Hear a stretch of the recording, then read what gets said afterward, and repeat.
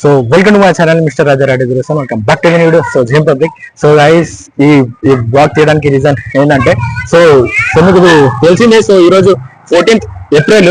So 14th April రోజు అంటే ఏంటంటే సో మీకు తెలిసిందే.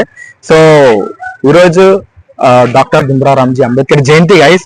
సో భీమ్రావ్ రామ్జీ అంబేద్కర్ జయంతి గైస్. సో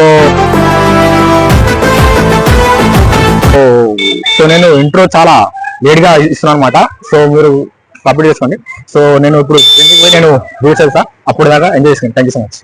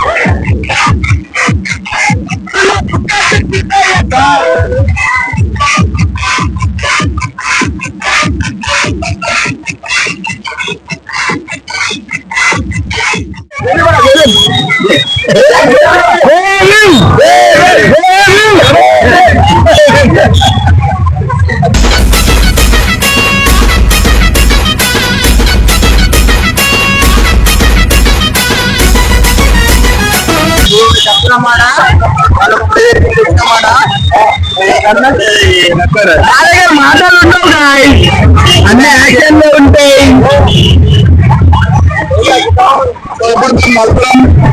మా తమ్ముళ్ళతో ఉన్నా నేను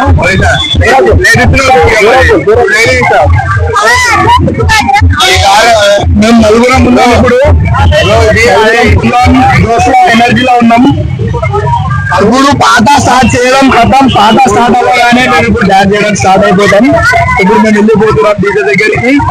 అది వెళ్ళి మేము డాన్స్ స్టార్ట్ చేయగానే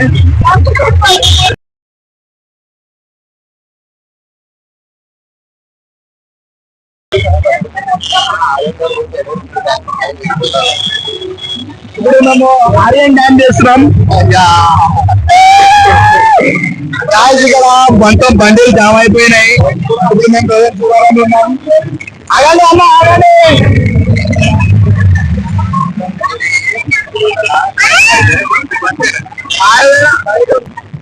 మా పెద్దనాన్న మా పెద్దనాన్న బోరా బోరా బోరా అదే మన కాళ్ళు పోతే భయపడితే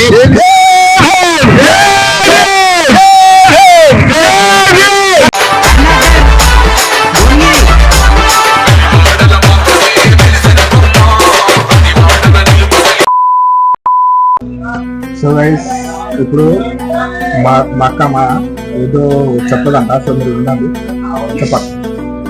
Ambedkar Jayanti, about Ambedkar Jayanti. He is also known as the father of Indian Constitution due to his massive role as the chairman of the drafting for the Indian Constitution. He belonged to the so-called lower caste and hence felt deeply for them. He became the first law minister of India. He introduced separate reserve seats for all lower caste to promote their status in society. Baba Saheb Ambedkar is known as Bhimrao Ramji Ambedkar, was a social reformer and inspired the Dalit Buddhist movement in India. He renounced Hinduism and became Buddhist in the year of 1956. That's it. He was born in the year 1891. Every year we celebrate April 14th. That's it. Thank you. So guys ఇప్పుడు final అయితే మేము ఇంటికి వచ్చేసాం అనమాట. So నా జయంతి blog మీకు నచ్చితే like share comment and do bell icon also. So జై భీమ్ జై సేదన్ బాబాయ్.